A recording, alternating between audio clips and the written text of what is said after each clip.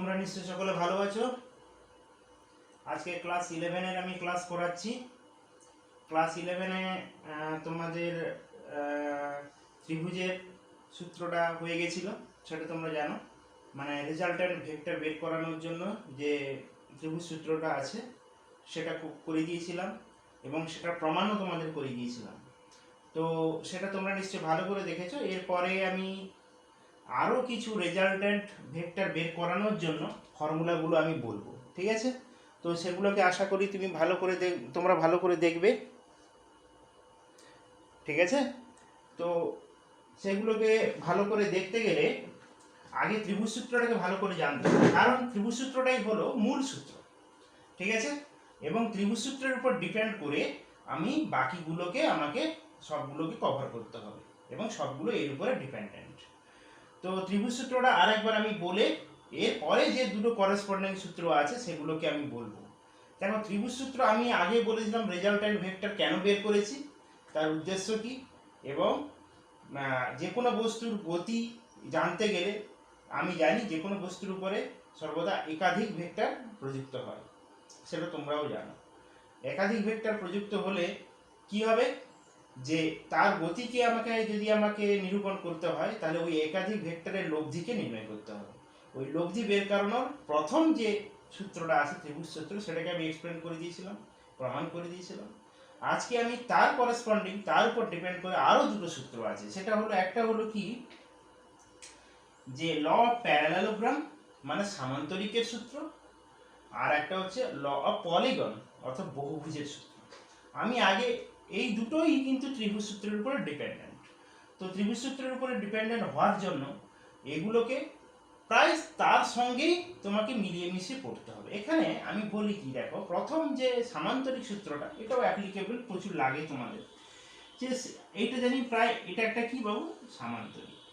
এখানে বলেছে যে একটি সামান্তরিকের দুটি কনজিকিউটিভ আর্ম মানে দুটি সন্নিহিত বাহু যদি দুটি ভেক্টরের মান ও দিককে প্রকাশ করে, তাহলে ওই বাহু দুটির দ্বারা গঠিত কর্ণটি ওই দুটি ভেক্টরের লব্ধির মান ও দিককে প্রকাশ করে। আমি আবার কি বলছি শোনো ভালো করে, যে একটি সামান্তরিকের দুটি কনজিকিউটিভ বাহু মানে দুটি সন্নিহিত বাহু যদি দুটি ভেক্টরের মান ও দিককে প্রকাশ করে, তাহলে ওই দুটি বাহুর দ্বারা গঠিত কর্ণটি কিন্তু ওদের লব্ধির মান ও দিককে প্রকাশ করবে। বুঝতে পারছো? এটা কনজিকিউটিভ আর্ম, ঠিক আছে? আমি আগে স্টেটমেন্টগুলো বলে দিই, প্রমাণ দেখো। যদি আমি বলে দিচ্ছি, যদি এটাকে ত্রিভুজ ভাবি, তাহলে দেখো এটাকে ভুলে যাও, ফরগেট অ্যাবাউট দ্যাট, আপার সাইডটাকে ভুলে যাও। তাহলে দেখো এটা একটা ত্রিভুজ, এটা ত্রিভুজ সূত্রের মতোই চলে আসছে, যেটা আমি প্রমাণ করিয়েছিলাম। আগে স্টেটমেন্টগুলো বলে দিই, দেখো। তারপরে বলেছে 2 নম্বর ল অফ পলিগন অর্থাৎ সামান্তরিকের রেজাল্টেন্ট বের করানোর সূত্র, যেটা বলেছে সামান্তরিক বলছি বহুভুজের। সেখানে বলছে একটি বহুভুজের একই বাহুগুলি যদি একই ক্রমে গৃহীত ভেক্টরকে প্রকাশ করে, তাহলে অন্তিম বাহুটি বিপরীত ক্রমে ওই ভেক্টরগুলির লব্ধির মান ও দিককে প্রকাশ করে। কি বললাম, বোঝা গেল বাবু? আমি আবার বলছি, দেখো, যে এটা বহুভুজ দেখতে পাচ্ছ, মানে চতুর্ভুজের থেকে বেশি, ঠিক আছে, মানে বাহুটা।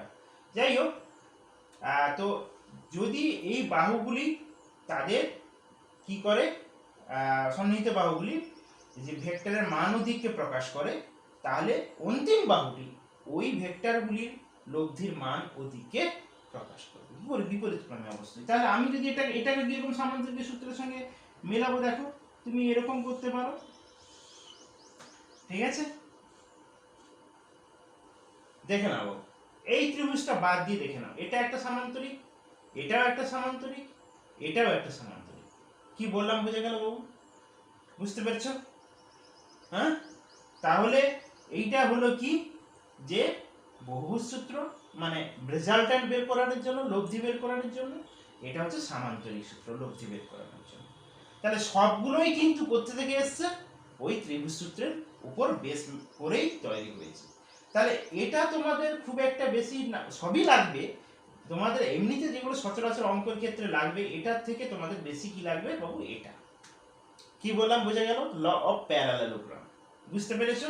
তো ল অফ প্যারালেলোগ্রামে আমি এই সূত্রটাকে আবার একবার রিপিট করছি। বলছে একটা প্যারালেলোগ্রাম বা সামান্তরিকের দুটি সন্নিহিত বাহু যদি দুটি ভেক্টরের মান ও দিককে প্রকাশ করে একই ক্রমে, যদি প্রকাশ করে, তাহলে বিপরীত ক্রমে ওদের দ্বারা গঠিত কর্ণটি কি প্রকাশ করবে? ওদের লব্ধির মান ও দিককে প্রকাশ করবে। তাহলে এটা যদি এরকম হয় বাবু, দেখতেই পাচ্ছ, হলো? তাহলে এটা ডিরেকশন যদি এদিকে হয়, এটা ডিরেকশনের দিকে, এটা ডিরেকশন একই আছে, দেখতে পাচ্ছ? তাহলে এটা আমি তখন বলেছিলাম লোয়ার সাইডটা, এবার তুমি আপার সাইডটা দেখো, যে আপার সাইডটাও যদি হয় তাহলে এটাও কি হচ্ছে বাবু? এই যদি ত্রিভুজ হয়, এটা আমি নাম দিয়ে দিই এ বি সি ডি, যদি এটা হয় তাহলে দেখো এ বি ডি ক্ষেত্রেও সেই ত্রিভুজ সূত্র সমানভাবে অ্যাপ্লিকেবল। ঠিক আছে? তাহলে বোঝা গেল মোটামুটি। প্রমাণ আমি আর নতুন করে কিছু করাচ্ছি না, ত্রিভুজ সূত্রের মতোই প্রমাণ। আগে এটা বুঝে নাও ভালো করে, তাহলে সেটাই প্রমাণ হয়ে যাবে। প্রমাণটা তোমরা শুধুমাত্র ত্রিভুজ সূত্র ভালো করে প্রমাণ দেখবে, আর বাকিগুলো বই দেখলেই তোমাদের হয়ে যাবে। ঠিক আছে? তাহলে আমি এই যে তিনটে কনভেনশনাল ফর্মুলা বললাম, অর্থাৎ law of triangle, law of parallelogram এবং law of polygon, these three formulas always applicable to find out the resultant vector. That means লব্ধি ভেক্টর বের করানোর জন্য এই তিনটে কনভেনশনাল ফর্মুলা আমি তোমাকে দিলাম। এবারে কি করবে তুমি? তোমার কাজ হচ্ছে এবারে এই তিনটেকে যেখানে যেখানে প্রযোজ্য, অ্যাপ্লিকেবল, সেখানে লাগিয়ে তোমাকে রেজাল্টেন্ট ভেক্টরটা বের করতে হবে। Is that clear to you? কি বললাম বোঝা গেল? তাহলে এগুলোকে তোমরা ভালো করে পড়ে রেজাল্টেন্ট গুলো দেখবে। ওকে? আচ্ছা, এরপরে তোমাদের আমি ভেক্টরের যোগ, বিয়োগ এবং বিভাজন এই তিনটে দেখব। দেখো, আমি প্রথম দিন ক্লাস করার সময় বলেছিলাম যে তোমাকে যদি কোথাও কেউ প্রশ্ন করে যে একটি বস্তুর উপরে F1, F2, F3, F4 এই চারটে বল প্রয়োগ হয়েছে, কি অ্যাঙ্গেলে প্রয়োগ হয়েছে সেটাও তুমি জানো না, এবং what is the relation between F1, F2, F3 and F4 সেটাও তুমি জানো না, তাহলে তুমি কি করে বের করবে? যে আমি বলেছিলাম যে তুমি সরাসরি বলে দেবে F vector is equal two F1 plus F2 plus F3 plus F4 বলে দিবে। এই প্লাস সাইনটাই ইন্ডিকেট করে দিচ্ছে অল দ্য কন্ডিশন এর ভিতরেই কিন্তু ইনক্লুসিভ আছে, মানে এর ভিতরেই আছে সব কিছু। কি বললাম বোঝা গেল? তাই আমি ত্রিভুজ সূত্র বের করানোর সময় আমি লিখেছিলাম এই ইকুয়েশনগুলো লিখে লিখে তোমাদের ভালো করে বুঝতে হবে। ঠিক আছে? C vector is equal to কি বলেছিলাম? A vector plus B vector, মনে পড়ছে? তাহলে এটা লব্ধি বের করানোর সেটাই হচ্ছে কি বাবু? ভেক্টরের যোগ। ঠিক আছে? এবারে ভেক্টরের বিয়োগ আর কিছু নয়, আমি সবগুলোই ফিগার দিয়ে বোঝাবো। দেখো, আমি যদি ভেক্টরের বিয়োগ মানে ধরো এই এ ভেক্টর আর বি ভেক্টরকে দিয়েই আমি বোঝাচ্ছি। দেখো, আমি কি করব? বি ভেক্টরকে বিপরীত অভিমুখে বাড়িয়ে দিব, then B should have the minus sign. আমি বি ভেক্টরের মান একই আছে, আমি কি করেছি? শুধু বিপরীত দিকে বাড়িয়ে দিয়েছি। এই জায়গায় একটু তুমি তাহলে তোমাদের একটু সেন্স একটু অসুবিধা হতে পারে যদি কেউ একটু ডিপলি না ভেবে থাকো। তাহলে এখানে আমি কি কথা বলার মাধ্যমে ভেক্টরটাকে আমি তোমাদের বোঝাচ্ছি। যেমন যদি কেউ বলে মাইনাস মিথ্যা কথা বলছে, মানে সে কি বলছে বাবু? সত্যি কথা বলছে। যদি আমি বলি মাইনাস উত্তর দিকে আমি যাচ্ছি, তাহলে আমি কোন দিকে যাচ্ছি? দক্ষিণ দিকে। এখানেও ঠিক সেরকম ভাবে। ঠিক আছে? বি এর বিপরীত মানে মাইনাস বিপরীত। তাহলে আমি এটাকে অ্যাকচুয়ালি আমি তাহলে কি করছি? যোগই করছি, তাকে বিপরীত দিকে বাড়িয়ে। কি বললাম? তাহলে আমি যখন দুটো ভেক্টরের বিয়োগ করব, তখন একটা ভেক্টরের কে আমি বিপরীত অভিমুখে বাড়িয়ে দেব, দিয়ে তাকে যোগ করে দেব। ঠিক আছে? এবারে তোমাকে আমি ফিগার এঁকে এই জিনিসটাকে বুঝিয়ে দিচ্ছি। কারণ যোগটা তো তোমরা জানো, রেজাল্টেন্ট যেটা বের করছি সেটাই যোগ। বিয়োগটাকে কি করে বলছি দেখো, তোমাদের বইতেও আছে এবং তোমরা দেখেও নিবে। ধরো আমি একটা এ ভেক্টর, এইটাকে আমি এটা টানছি, এটা হলো কি বলবো? এ ভেক্টর, এটাকে আমি বললাম বি ভেক্টর। তাহলে আমাকে এ এবং বি এর রেজাল্টেন্ট বের করতে হবে। যদি আমি যোগ আর বিয়োগ দুটোই বুঝিয়ে দিচ্ছি, তাহলে আমাকে এটাকে, আমি এ ছিল এরকম, আমি এটাকে কি করলাম বাবু, দেখতেই পাচ্ছ ল অফ প্যারালেলোগ্রামের আমি রূপ দিয়ে দিলাম। ঠিক আছে, তাহলে তোমার এটা যদি এ হয়, এটা যদি বি হয়, এটাও কি হবে বাবু, বি। বোঝা যাচ্ছে? দেখো তাহলে এইটা কি হলো, সি ভেক্টর হলো। তাহলে এই সি ভেক্টরটা অ্যাকচুয়ালি কি নির্দেশ করছে, A vector plus B vector, মানে ভেক্টরের যোগ। ঠিক আছে, তো এবারে হলো আমি কি করলাম, এই বি ভেক্টরকে দেখো এইদিকে ছিল এটা মূল বিন্দু, ভালো করে বুঝবে, আমি ধীরে ধীরে করাচ্ছি। তাহলে মূল বিন্দু আমি কি করলাম, এখান থেকে এটাকে বিপরীত দিকে বাড়িয়ে দিলাম। দেন বি ভেক্টরকে বিপরীত দিকে বাড়িয়ে দিয়েছি মানে কি, মাইনাস বি। ওকে হলো, এটা এ। বোঝা যাচ্ছে বাবু? তাহলে আমি যদি এটা মাইনাস বি হলে তুমি বুঝতে পারছো কি হবে, এটাও মাইনাস বি হবে, একই ব্যাপার। তাহলে আমি এইটাকে বাড়িয়ে দিলাম। এটা যদি এ হয়, এটাও কি হবে, এ, ডিরেকশন একই থাকে। বোঝা গেল বাবু? তাহলে এইটা তখন কি হয়ে যাবে, এইটা ধরো আমি এটাকে কি দিলাম, ডি। তাহলে D vector is equal to কি হবে, এ মাইনাস বি। কারণ দেখো ডি হচ্ছে সেই ল অফ ট্রায়াঙ্গেল চলে এসেছে, ত্রিভুজ সূত্র ধরে নাও, এটা এই এই যে ত্রিভুজটা। ঠিক আছে, তাহলে D vector is equal to A minus B vector. ঠিক আছে, তাহলে সি ভেক্টর ওই এ এবং বি এর যোগফলকে নির্ণয় করছে, আবার ডি ভেক্টর এ ও বি এর কি করছে, বিয়োগফলকে নির্ণয় করছে। তাহলে কোনো ভেক্টর দুটির মধ্যে বিয়োগফল বলতে আলাদা কিছুই নয়, সেটা হচ্ছে একটি ভেক্টরকে বিপরীত ভূমিকে বাড়িয়ে দিতে হবে, দিয়ে যোগ করে দিতে হবে। ওকে, এটাও ল অফ ট্রায়াঙ্গেল অনুযায়ী বেরিয়েছে, C is equal to A plus B vector. Similarly D vector is equal to কি বেরিয়েছে, এ মাইনাস বি ভেক্টর। তাহলে এটা ভেক্টরের যোগ, এটা ভেক্টরের বিয়োগ। এবারে তোমরা প্রবলেম করতে করতে জিনিসটা বুঝতে পেরে যাবে। আর একটা জিনিস করে আজকের ক্লাসটা আমি ছোট ছোট ভিডিও করছি, তোমাদের দেখতে যাতে সুবিধা হয়।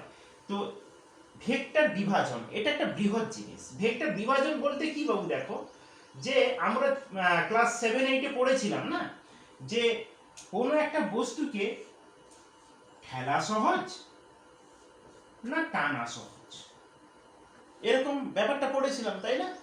তো সেক্ষেত্রে আমরা বলে দিয়েছিলাম না কোনটা সহজ কোনটা কঠিন সেটা আমি বলছি না, তোমাকে কিন্তু তখন তুমি বলে দিয়েছিলে এটা এটা, কিন্তু তোমাকে এখন ম্যাথমেটিক্যালি বুঝিয়ে দিতে হবে। যেমন ধরো এই যদি ভেক্টরটাকে আমি রিজলিউট করি, দেখো আমি যখন কোনো বস্তুকে টানছি এই বরাবর, তখন এই টানার যে বলটা দুই দিকে ভাগ হয়ে যাচ্ছে। ধরো এটা F1 F যদি হয়, এটা হচ্ছে F1 এবং F2। আবার যদি বস্তুকে ঠেলি, তাহলে F বলে যদি ঠেলি, তাহলে এখানেও ভেক্টর রিজলিউট দুটো ভাগে ভাগ হয়ে যাচ্ছে। সেটাও ধরলাম আমি, এটাকে ধরলাম কি বাবু, F3, এটাকে F4। আর তুমি জানো যে বস্তুর ওজন সবসময় পৃথিবীর কেন্দ্রের দিকে থাকে। ওকে, তাহলে দেখো এখানে যে আমি বস্তুকে ঠেলছি বাবু, যে বলটা প্রয়োগ করছি সেই বলের একটা অংশ কিন্তু কোন দিকে আছে, টুয়ার্ডস দ্য ওয়েট, ওজনের দিকে, অর্থাৎ গ্র্যাভিটির দিকে। এর ফলে কি হচ্ছে, রেজাল্টেন্ট যে ওজনটা সেটা কিন্তু সামান্য বেড়ে যাচ্ছে তার প্রকৃত ওজনের থেকে। ওকে, সিমিলারলি টানার ক্ষেত্রে দেখো কি হচ্ছে, যে এই যে এটা আছে, ওজনটা আছে, এ তার এগেনস্টে এটা তাকে এগিয়ে নিয়ে যাচ্ছে, F3 তাকে এগিয়ে নিয়ে যাচ্ছে, F1 তাকে এগিয়ে নিয়ে যাচ্ছে, কিন্তু F2টা কি হয়েছে, তার ওজনের এগেনস্টে কাজ করছে। দেখো বাবু, তাহলে এফেক্টিভ ওজনটা কি হয়ে গেছে, টানার ক্ষেত্রে কমে গেছে।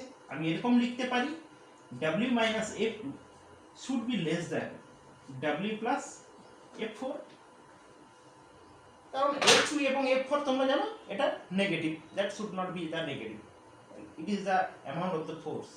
তো W minus F2 should be less than W plus F4। ঠিক আছে, তাহলে আমি ব্যাখ্যা দিতে কি পারলাম, যে ঠেলার থেকে আমার টানা অনেক বেশি সহজ হবে, কারণ কিছুটা ওজন এফেক্টিভলি রেজাল্টেন্ট কিছুটা হলেও কমে যাবে, এর ফলে আমার সহজ হবে। তো এই যে আমি জিনিসটা করলাম, এটাকে বলে ভেক্টর রেজলিউশন, ভেক্টরের কি বললাম, বিভাজন বাংলায় যেটা বলে, তোমাদের Bengali medium vector resolution of the forces. ঠিক আছে, তো সেক্ষেত্রে আমি আজকে সেটাকে খুব ভালোভাবে বিশ্লেষণ করাচ্ছি না, খালি এই কনসেপ্টটা তুমি আগে তুমি যেটা পড়ে এসেছিলে তুমি সেটাকে আগে নিজে মেমোরাইজ করো, নিজে দেখো যে ভেক্টর রেজলিউশন আমি কিন্তু আগে জেনে এসেছি, that should not be the new case, এটা নতুন নয় কিছু, তুমি আগেই জানো। ঠিক আছে, অতএব তুমি সেটাকে ভালো করে আগে মেমোরাইজ করে নেবে। ঠেলা, কোনো বস্তুকে ঠেলা সহজ না টানা সহজ। ওকে, এবারে আমি খালি ম্যাথমেটিক্যাল জিনিসটা একটু বলে দিই মনে রাখার জন্য, তারপরে আমি ফার্দার তোমাদের জিনিসগুলো করাবো। তো এখানে ধরলাম আমি কি, ধরো এইখানে আমি একটা এফ বল প্রয়োগ করেছি, এফ, তাহলে এটা হচ্ছে তুমি কি জানো বাবু, এক্স অ্যাক্সিস, এটা ওয়াই অ্যাক্সিস, এটা হলো থিটা, হলো। তাহলে এফ যদি হয়, এফ এই বরাবর প্রযুক্ত হয়েছে কোণাকুনি, এটা হচ্ছে মূল বিন্দু, তাহলে এক্স অ্যাক্সিস বরাবর F X is equal to কত হবে বাবু, আমি প্রমাণ করাবো, সব বলে দিব, F cos theta. Similarly F Y is equal to কি হবে, এফ সাইন থিটা। বোঝা গেল কি বললাম, এইটাই অ্যাকচুয়াল ফোর্স। এবারে আমি এক্স অ্যাক্সিস বরাবর ওই ভেক্টরের মানে ওই প্রযুক্ত বলের কত অংশ কাজ করেছে যদি বলি, তাই আমি লিখেছি F X, F X is equal to F cos theta. Similarly ওই এফ এর ওয়াই অক্ষ বরাবর কত বল প্রযুক্ত হয়েছে তখন বলবো এফ ওয়াই, হ্যাঁ, F towards the axis Y is equal to F sine theta. ঠিক আছে, আমি আবার দেখো এই দুটো মিলিয়ে কি করে চলে আসছে, দেখো অ্যাকচুয়ালি ফোর্স কত ছিল বাবু, এফ। তাহলে এখানে আমি যদি এটাকে একটা রেক্ট্যাঙ্গেল বলো বা ট্রায়াঙ্গেল বলো, যার আমি রূপ দিই, আমি রেক্ট্যাঙ্গেল বলছি, ট্রায়াঙ্গেল সরি রেক্ট্যাঙ্গেল। তাহলে এখানে আমি কি করব দেখো বাবু, F X square F Y square, দেখো সেই কি চলে এসছে, cos square theta plus sine square theta, আবার কি চলে এসছে।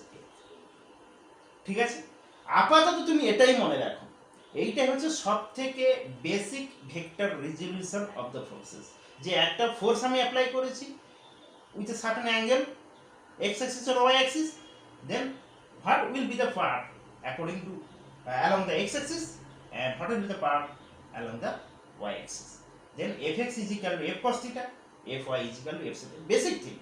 ধীরে ধীরে আমি প্রবলেমগুলো করব, তাহলে তুমি তোমার বলতে হবে যে এই ভেক্টর আমি আগে বলি যোগ বিয়োগ দুটোই বুঝতে পারছো রেজাল্টেন্টের ক্ষেত্রে লাগছে, তাহলে ভেক্টর রেজলিউশনটা কোথায় লাগছে এইটা তোমাকে বোঝাতে হবে, তাই না।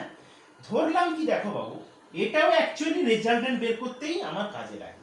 কিরকম দেখো, এই ধরো একটা পার্টিকুলার একটা সাবস্ট্যান্স এখানে আছে, আমি কি করছি, ম্যাটার আছে, আমি এর উপরে F1 F2 F3 ইত্যাদি ইত্যাদি প্রয়োগ করেছি। ঠিক আছে, এখন তোমাকে প্রশ্ন করলো কি, what will be the velocity along the x axis or what will be the velocity along the y axis। তাহলে তোমাকে এর যেটা মাস আছে সেটা তো সবসময় তুমি জানো নিচের দিকে কাজ করবে, সেটা আমি কোনো আমার কনফিউশন। এখন আমাকে বের করতে হবে, যদি আমি এক্স অ্যাক্সিস বরাবর তার মুভমেন্টটা আমি জানতে চাই, তাহলে এক্স অ্যাক্সিস বরাবর তার প্রত্যেকটা পার্টকে আমাকে বের করতে হবে, that means f3x f2x f5x f4x। আর y অ্যাক্সিস বরাবর কি হলো সেটা আমার জানার কোনো প্রয়োজন নেই, যদি আমি only along the x Axis এর মুভমেন্টটা জানতে চাই। কি বললাম বুঝতে পেরেছো? তাহলে আমাকে total resultant of the FX বের করতে হচ্ছে। ক্লিয়ার? আমি একদম সহজ করে বোঝাচ্ছি, হলো? আর যদি y অ্যাক্সিস বরাবর, তাহলে এখানে আমাকে ভেক্টর রিপ্রেজেন্টেশন করে x অ্যাক্সিস বরাবর আমাকে বের করতে হবে, যদি y অ্যাক্সিস বরাবর থাকে তাহলে আমাকে y অ্যাক্সিস বরাবর বের করতে হবে। তাহলে আজকের ক্লাসে আমি ওই law of triangle, law of parallelogram, law of কি বললাম, পলিগন বললাম, this three formula always applicable to find out the resultant vector. হয়েছে? আচ্ছা, তারপরে আমি কি বললাম, ভেক্টর রেজলিউশন, কি করে একটা ভেক্টরকে আমি রিজলিউট করব with certain along the certain axis X Y or Z, তোমার প্রয়োজন অনুযায়ী যেভাবে হবে, এবং the necessity of the resultant to determine the resultant vector and তোমাদের রেজলিউশন অফ দ্য ফোর্সেস। তো আজকে এতদূরই থাক, ফিজিক্সটাকে এনজয় করো, আগে বোঝো, প্রবলেম হবে, বহু সময় পড়ে আছে, ঘরে প্রচুর টাইম। সো তোমাদের কোনো চিন্তা ভাবনা বা কোনো ওরিড হওয়ার কোনো প্রয়োজন নেই। ওকে, তাহলে আজকে এতদিন থাক, পরের ক্লাসে আমি এদের অ্যাপ্লিকেশন কিছু করাবো। আগে তোমরা ভেক্টর রেজলিউশন, ভেক্টর রেজাল্টেন্ট এগুলো আগে ভালো করে বুঝে। ওকে, ভালো থাকো।